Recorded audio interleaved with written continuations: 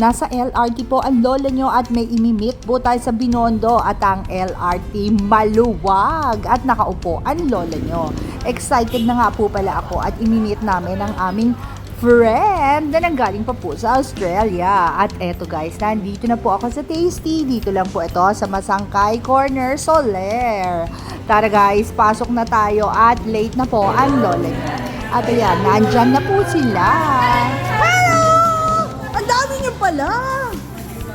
Kala ko konti lang!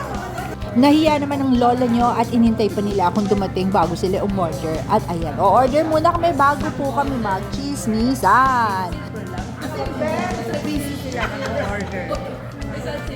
At eto na po guys ang aming mga pagkain at kumakalang na ang mga bituk at gutom na kami.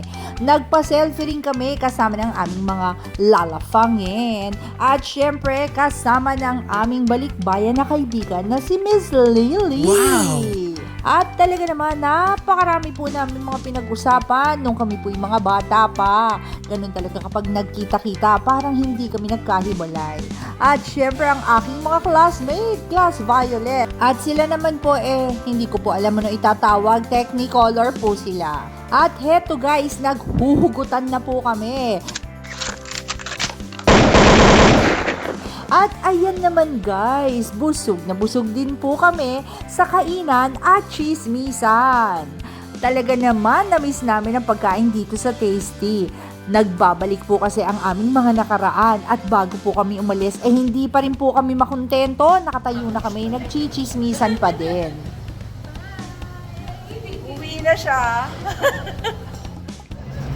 Uwi na kami. Bye-bye. Thank you guys for joining us. Hanggang sa susunod. Bye-bye!